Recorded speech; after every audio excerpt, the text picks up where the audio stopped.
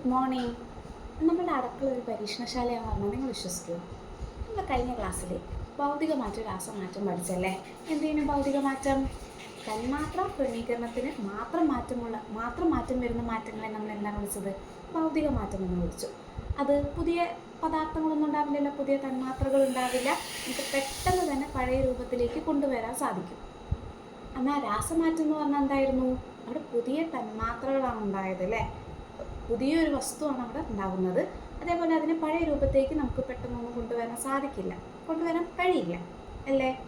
അങ്ങനെയാണെങ്കിൽ നമ്മൾ ക്ലാസ്സിൽ ചെയ്ത് എന്തായിരുന്നു? ഭൗതിക മാറ്റത്തിന് നമ്മളൊരു പേപ്പർ തോണി ഉണ്ടാക്കി. പേപ്പർ തോണി ഇങ്ങനെ ഉണ്ടാക്കി മടക്കി അത് തിരിച്ച് പഴയ രൂപത്തിലേക്ക് നമുക്ക് ആക്കാൻ പറ്റിയപ്പോൾ അത് നമുക്ക് ഭൗതിക മാറ്റമാണെന്ന് മനസ്സിലായി അല്ലേ? അവിടെ പുതിയ തന്മാത്രകൾ ഉണ്ടായില്ല. വെറും തന്മാത്രയുടെ ക്രമീകരണത്തിൽ മാത്രമേ ചിലപ്പോൾ മാറ്റം ഉണ്ടാവാൻ സാധ്യതയുള്ളൂ. രണ്ടാമത് നമ്മൾ ചെയ്തത് എന്തായിരുന്നു? രാസമാറ്റത്തിന് ഒരു പേപ്പർ നമ്മൾ ക്ലാസ്സിൽ കത്തിച്ചപ്പോൾ അതെന്തായി മാറി? ചാരായി മാറി. ഈ ചാരം നമുക്ക് തിരിച്ച് പേപ്പറാക്കാൻ പറ്റുമോ? ഇല്ല. അതേപോലെ ഈ ചാരവും പേപ്പറിലും തന്മാത്രകളും ഒന്ന് തന്നെയാണോ? അല്ല. ചാരത്തിന് പുതിയ തന്മാത്രകളാണ് ഉണ്ടായത്. ഈ പരീക്ഷണങ്ങളായിരുന്നു നമ്മൾ ക്ലാസ്സിൽ ചെയ്തത്.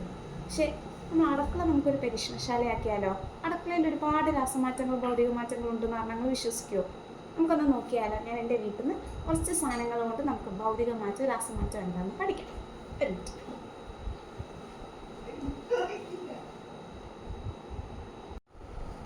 അങ്ങനെ എന്നാൽ നമുക്ക് അടുക്കളയിലെ ഭൗതിക മാറ്റങ്ങൾ എന്തൊക്കെയാണെന്ന് നോക്കിയാലോ? ആദ്യമായിട്ട് ഞാൻ അടുക്കളയിൽ കയറിയപ്പോൾ ഫ്രിഡ്ജിൽ ഇങ്ങനത്തെ ഒരു ഐസ് ട്രേ കണ്ടു. നിങ്ങളുടെ വീട്ടിലുണ്ടാവാറില്ലേ? ഈ ഐസ് ട്രേയിൽ എന്താ ഉണ്ടാവുക? ഐസ് ക്യൂബുകൾ ഉണ്ടാവുമല്ലേ? അങ്ങനെ ഞാനൊരു ഐസ് ക്യൂബ് എടുത്തു. കാണുന്നില്ലേ? ഈ ഐസ് ക്യൂബ് ഞാൻ കുറച്ച് നേരം കയ്യിൽ വെച്ചാൽ എന്താ സംഭവിക്കുക? ഈ ഐസ് ക്യൂബിന് വെള്ളമായി മാറില്ലേ? അതെന്ത് മാറ്റമാണ്? ഭൗതിക മാറ്റമല്ലേ? എന്താണ് നടന്നത്? ഐസ് കട്ടയിലെ തന്മാത്രകളിലെ ക്രമീകരണത്തിൽ മാത്രമേ മാറ്റം നടന്നിട്ടുള്ളൂ. പുതിയ പദാർത്ഥം ഉണ്ടായോ? ഇല്ലല്ലോ. ഐസ് കട്ടയായിരുന്നു, അതെന്തായി മാറി? വെള്ളമായി മാറി. അതങ്ങനെ പോകുമ്പോൾ കൈ വേണ്ട, വെള്ളം പോകുന്നുണ്ടാ, ഇത് ഉരുകി വെള്ളമായി മാറുക ചെയ്തു. അപ്പം ഐസ് ഉരുകി വെള്ളമായി മാറുന്ന എന്തിൻ്റെ ഉദാഹരണമാണ്? ഭൗതിക മാറ്റത്തിൻ്റെ ഉദാഹരണമാണ്. ശരി, ഇതവിടെ നിൽക്കട്ടെ. പിന്നെ ഞാൻ അടുക്കളയിൽ പോയപ്പോണ്ട് എൻ്റെ അമ്മ കുരുമുളക് പൊടിക്കുന്നത് കണ്ടു. നിങ്ങൾ വീട്ടിൽ പൊടിക്കാറില്ലേ? ഇതാണ് കുരുമുളക്. ഞാനൊരു പാത്രത്തിൽ കുറച്ച് കുരുമുളക് എടുത്തു. ഞാൻ കയ്യിലെടുത്തു. ഈ കുരുമുളക് സാധനം ഉപയോഗിച്ചിട്ട് നിങ്ങൾ വീട്ടിൽ പൊടിക്കാറില്ലേ? ഇതിലിട്ട് എന്നിട്ട് എന്ത് ചെയ്തു? നന്നായി പൊടിച്ചു. നന്നായി നമ്മൾ ബലം കൊടുക്കുക കേട്ടോ. ബലം കൊടുത്ത് അമർത്തുക, കുത്തുക, അതൊക്കെ ചെയ്യുമ്പോൾ എന്താവും? ഇത് പൊടിഞ്ഞു വരും. നമ്മൾ അമ്മിക്കല്ലിലിട്ട് പൊടിക്കുന്ന പോലെ തന്നെ.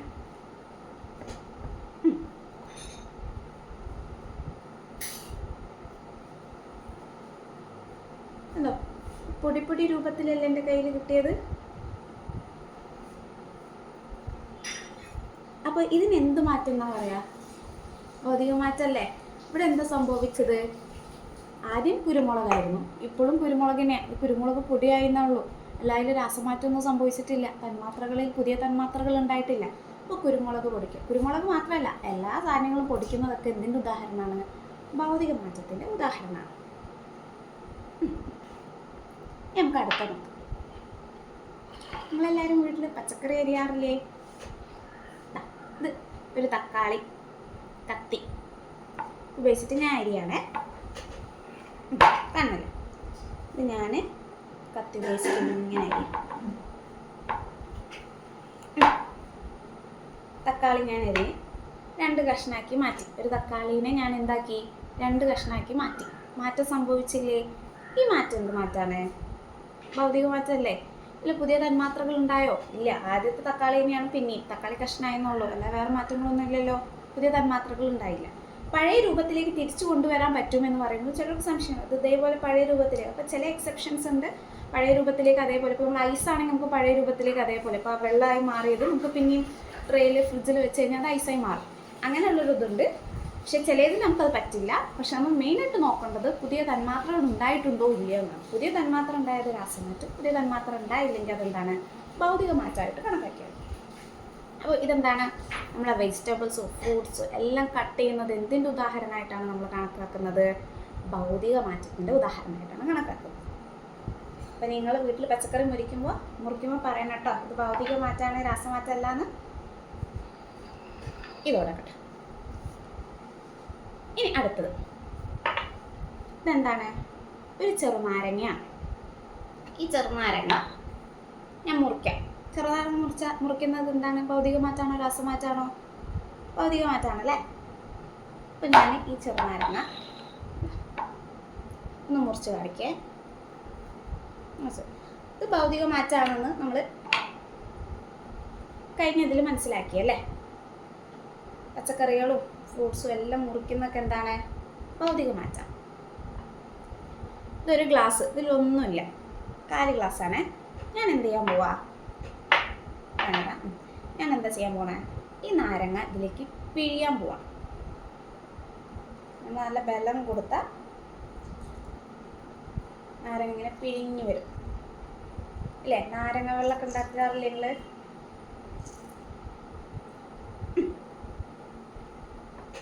ഇതെന്തായി മാറി? നാരങ്ങേട്ടത് നാരങ്ങ വെള്ളമായി മാറി. വെള്ളമല്ല, നാരങ്ങയുടെ വെള്ളം കേട്ടോ. ഇതെന്ത് മാറ്റാണ്? പുതിയ തന്മാത്രകൾ ഉണ്ടായത്. ഇതും നാരങ്ങ, ഇതും നാരങ്ങ. അത് വെള്ള രൂപത്തിലായെന്നല്ലേ ഉള്ളൂ, വേറെ മാറ്റമൊന്നുമില്ലല്ലോ. പുതിയ തന്മാത്രകൾ ഉണ്ടായിട്ടില്ലല്ലോ. തന്മാത്ര ക്രമീകരണത്തിൽ മാത്രമല്ലേ മാറ്റം ഉണ്ടായിട്ടുള്ളൂ. അപ്പോൾ ഈ നാരങ്ങ, എല്ലാ ഫ്രൂട്ട്സും വെജിറ്റബിൾസും എല്ലാം നമ്മളിങ്ങനെ സ്ക്വീസ് ചെയ്യുന്നത് എന്തിൻ്റെ ഉദാഹരണമാണ്? ഭൗതിക മാറ്റത്തിൻ്റെ ഉദാഹരണമാണ്, രാസമാറ്റമല്ല. ശരി, ഇനി നമുക്ക് അടുത്തത് ഒരു ഗ്ലാസ്സിൽ ഞാൻ കുറച്ച് വെള്ളം എടുത്തു. ഇതിലേക്ക് കുറച്ച് പഞ്ചസാര നമുക്കിട്ട് ഇളക്കാം.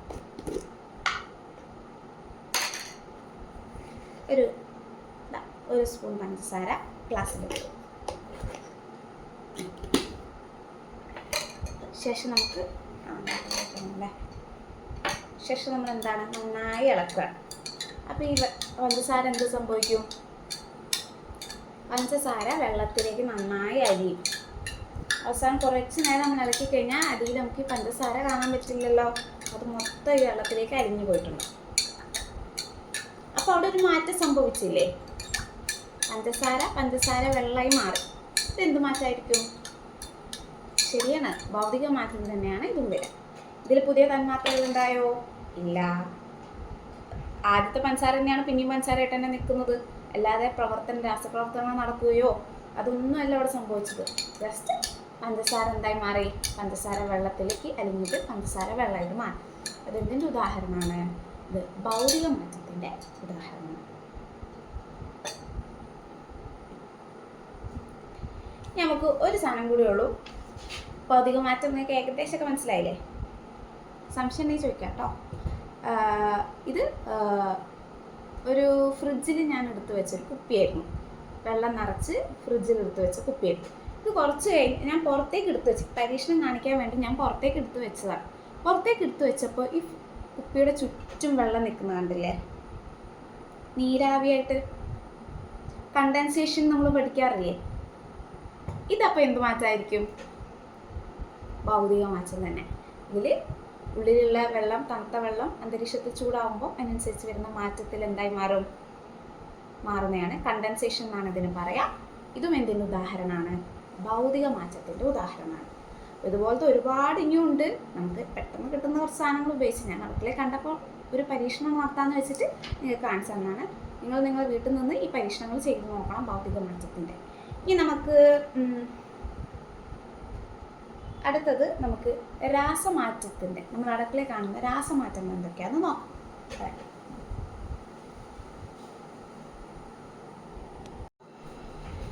ഇനി നമുക്ക് രാസമാറ്റം നോക്കാം. രാസമാറ്റത്തിൻ്റെ പ്രത്യേകത എന്താണ്? പുതിയ തന്മാത്രകൾ ഉണ്ടായിട്ടുണ്ടാവും അല്ലേ? പഴയത് മാത്രമല്ല, പഴയതിൽ നിന്ന് പുതിയൊരു തന്മാത്ര അവിടെ ഉണ്ടായിട്ടുണ്ടാകും. അതേപോലെ എന്താണ്, അത് പഴയ രൂപത്തിലേക്ക് നമുക്ക് ആ മാറ്റം തിരിച്ചു കൊണ്ടുവരാൻ സാധിക്കില്ല. ഇത്തരം മാറ്റങ്ങളെയാണ് നമ്മൾ രാസമാറ്റം പറയുന്നത്. നമ്മൾ ക്ലാസ്സിലൊന്നും ചെയ്തില്ലേനോ? പേപ്പർ കത്തിച്ച് ചാരാക്കി, ആ ചാരത്തിന് നമുക്ക് പേപ്പർ വെക്കാൻ പറ്റുമോ? ഇല്ലല്ലോ. അത്തരം മാറ്റങ്ങളെ നമ്മൾ രാസമാറ്റമെന്ന് പറയും. ഇനി നമ്മൾ അടുക്കളയിൽ കാണുന്ന രാസമാറ്റങ്ങൾ എന്തൊക്കെയാണെന്ന് നോക്കിയാലോ. അടുക്കളയിൽ ഞാൻ പോയി നോക്കിയപ്പോൾ കുറച്ച് സാധനങ്ങൾ കിട്ടി. നമുക്ക് നോക്കിയാലോ അതിൽ രാസമാറ്റങ്ങൾ എങ്ങനെയാണ്. ഇതെന്താണ്? ഒരു പഴം. ഇത് കുറേ നേരം കുറേ കാലം വെച്ച് കഴിഞ്ഞാൽ ഇത് എന്തായി മാറും? നന്നായി പഴുത്ത് പഴുത്ത് പഴുത്ത് കറുപ്പ് കളറാവില്ലേ? ചിലപ്പം കഴിക്കാൻ പറ്റില്ല അല്ലേ? അപ്പം ഇതുപോലെ ടീച്ചർ കാണാതെ പോയൊരു പഴമായിരുന്നു വീട്ടിൽ. ചെറിയ കായ്പായാണ് കേട്ടോ. ഇതും ഇങ്ങനെ തന്നെയാവും, കറുത്ത് വരും. പക്ഷെ ടീച്ചർ അതിലിപ്പം കാണുന്നില്ല. അപ്പോൾ എന്താണ് ഇത്? ഈ പഴം എന്താണ് കുറേ കാലം കഴിയുമ്പോൾ നല്ല പഴുത്ത് വരും. ഈ മാറ്റം രാസമാറ്റല്ലേ അല്ലേ? നമുക്ക് പഴയ രൂപത്തിലേക്ക് ആക്കാൻ പറ്റുമോ? ഈ പഴത്തിനെ മീൻസ് നന്നായി പഴുത്ത പഴത്തിന് നമുക്ക് പിന്നെ പച്ചപ്പഴമാക്കാൻ പറ്റുമോ? ഈ പഴത്തിന് നമുക്ക് പച്ച കളറുള്ള പഴമാക്കാൻ പറ്റുമോ? ഇല്ലല്ലോ. ഇത്തരം മാറ്റങ്ങളെ നമ്മൾ എന്താ വിളിക്കുന്നത്? രാസമാറ്റം എന്നാണ് വിളിക്കുന്നത്. ശരി, ഇനി കോഴിമുട്ട ഇഷ്ടമല്ലേ? കോഴിമുട്ട കൊണ്ട് നമ്മൾ ഒരുപാട് സാധനങ്ങൾ ഉണ്ടാക്കും അല്ലേ? ബുൾസൈ ഉണ്ടാക്കും, പൊരിക്കും, ഫ്രൈ ഉണ്ടാക്കും, പല സാധനങ്ങൾ ഉണ്ടാക്കും. അപ്പോൾ ടീച്ചർ അമ്മ കോഴിമുട്ട പൊരിക്കുന്നുണ്ടേ.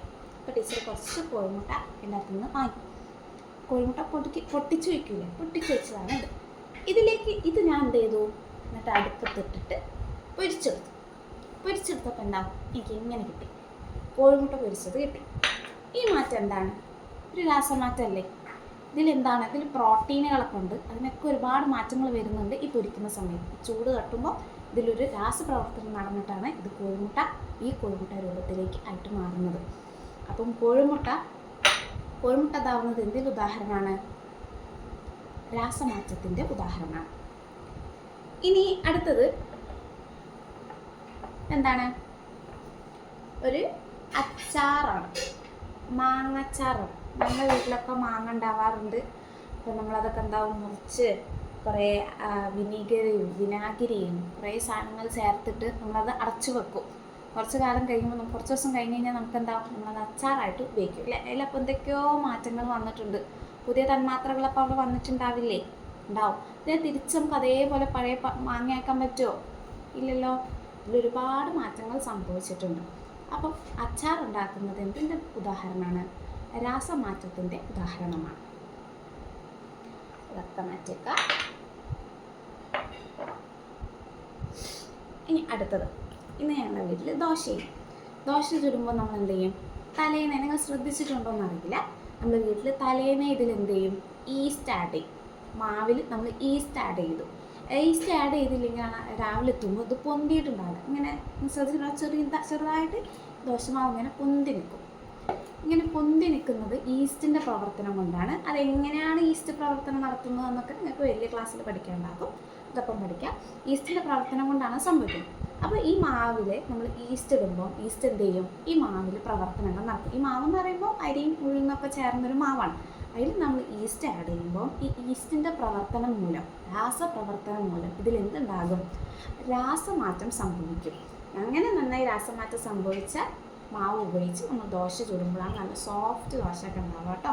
നമ്മൾ ഈസ്റ്റിൻ്റെ പ്രവർത്തനം എന്ന് പറയുന്നത് എന്തിൻ്റെ ഉദാഹരണമായിട്ട് നമുക്ക് കണക്കാക്കാം? രാസമാറ്റത്തിൻ്റെ ഉദാഹരണമായിട്ട് കണക്കാക്കാം. അപ്പോൾ ഈസ്റ്റ് രാസമാറ്റമാണ്.